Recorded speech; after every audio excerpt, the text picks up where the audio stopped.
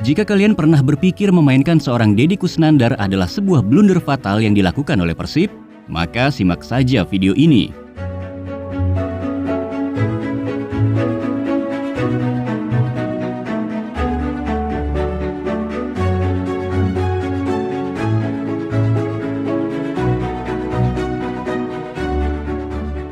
Apa sih istimewanya pemain yang satu ini?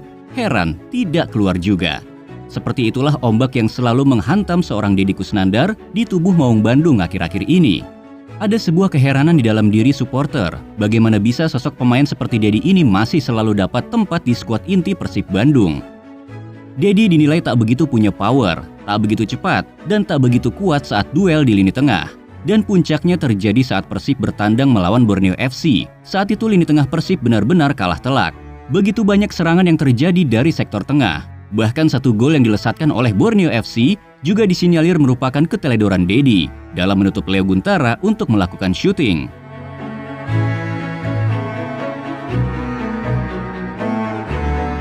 Kemudian ditambah lagi ada celotehan dari komentar saat itu yang intinya, saya seperti tak melihat peran Deddy.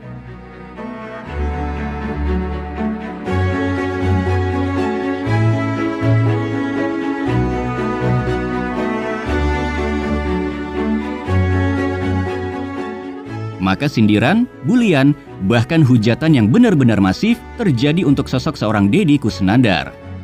Ya itulah netizen, semua bisa berkomentar, tapi tak semuanya tahu apa yang terjadi sebenarnya. Dalam situasi itu kita bisa melihat ada sesuatu yang tidak beres dari kondisi fisik seorang Deddy. Saat di ruang ganti tak biasanya Deddy seperti itu. Maka tak heran saat menit ke-50 ia langsung diistirahatkan oleh Bojan Hodak dan memasukkan seorang Robby Darwish.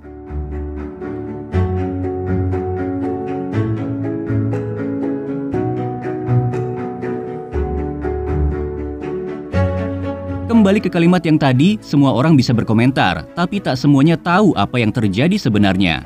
Isu tentang kemarahan supporter terhadap Deddy memang telah sampai di telinga Bojan Hodak.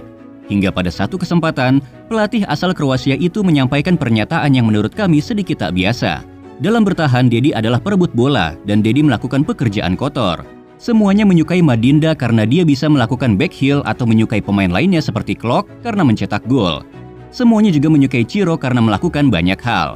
Tetapi Deddy adalah seseorang di tim yang melakukan pekerjaan kotor. Seseorang yang terus berlari dan melakukan tackle. Tak hanya sampai di situ, Hodak bahkan semakin mempertegas argumennya dengan mengatakan Deddy luar biasa dan penempatan posisinya itu lebih baik dari pemain lain di tim.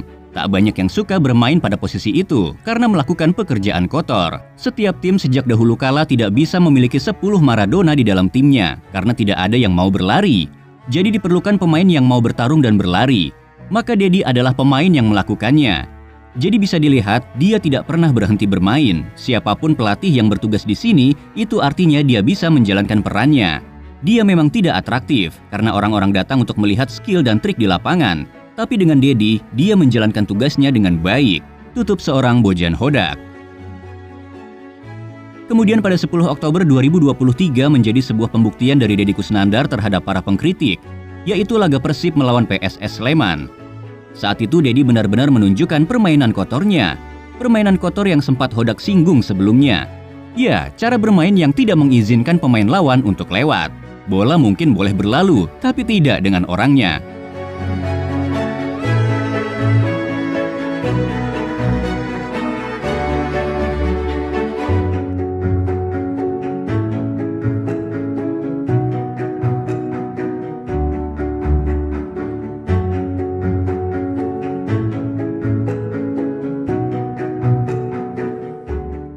Maka apa yang dilakukan Deddy dalam laga itu seperti membuka mata kita semua. Inilah pentingnya seorang pemain yang ditugasi menjadi pemain yang melakukan tugas kotor dalam suatu tim. Saat laga itu, Deddy seperti menunjukkan seperti inilah cara defensive midfielder bermain.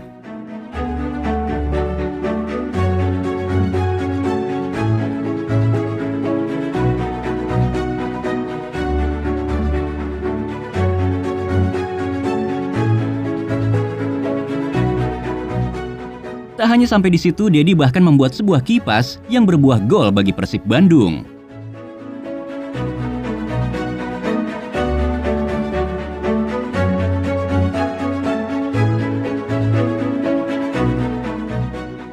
Kemudian ada satu momen epik yang terjadi dalam laga itu. Saat itu hampir semua pemain maju ke depan untuk berselebrasi merayakan gol ketiga Persib yang dilesatkan oleh Freds Butuan.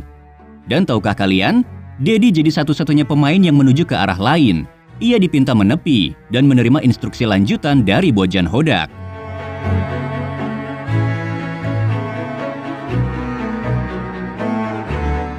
Maka jangan heran saat Dedi ditarik keluar, Bojan Hodak begitu mengapresiasi kerja keras yang dilakukan oleh pemain 32 tahun tersebut.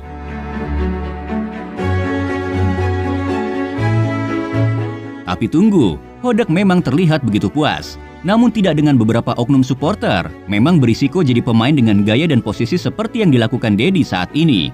Saat ia blunder begitu banyak kritikan yang datang. Saat perannya sukses ia jalankan, sangat sedikit apresiasi yang datang. Bahkan kami pun heran, permainan dengan level semacam itu, Dedi kembali mendapat rating terendah dari pengguna Google. Hanya 3,8. Nilai paling rendah di antara pemain Persib lainnya. Termasuk lebih rendah dari Arsan Makarin yang hanya bermain pada menit ke-88. Jelas ada yang keliru dari cara pandang supporter terhadap seorang Dedi. Mungkin kita harus bisa sedikit mengalah dengan ego. Hilangkan rasa benci. Fokusnya jangan hanya dihabiskan saat momen ketika ia melakukan kesalahan.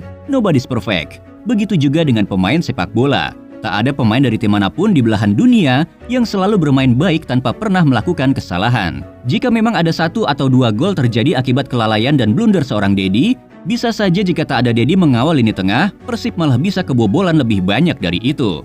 Itu bukan hanya sekadar opini, tapi itu adalah fakta yang berdasarkan data. Yang mana saat 3 laga awal Persib di musim ini, Persib hanya mampu mengkoleksi 3 poin. Dengan jumlah kebobolan yang tidak sedikit yaitu hingga 6 gol. Yang mana jika dirata-ratakan, Persib harus kebobolan 2 gol setiap laga saat tak ada nama Dedi di sana. Saat orangnya tak ada, barulah terasa. Mungkin itulah kalimat yang tepat untuk menggambarkan ketidakhadiran Dedi saat Persib melawan Madura United. Lini tengah Persib bagai ada yang kurang.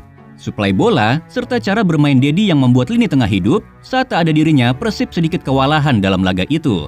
Bahkan Hodak lagi dan lagi menyebut nama Dedi walau ia tak bermain. Mungkin masalah kami tadi ada di lini tengah karena Dedi dan Mark Klok tidak hadir, jadi bisa dirasakan perbedaannya. Banyak sindiran yang bilang, Dedi ini dipakai karena ada senioritas di tubuh Persib. Eits, jangan salah, saat latihan, pemain muda macam Ezra Walian pun tak ragu untuk menghukum Dedi dengan push up. Adakah senioritas semacam itu?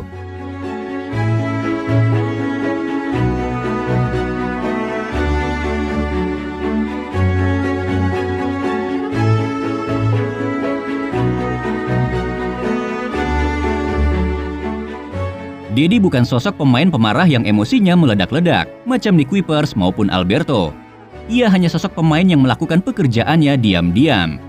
Saat ia diejek oleh Nick dan Madinda ketika gagal memanfaatkan peluang emas, apakah ia tersinggung? Tentu saja tidak.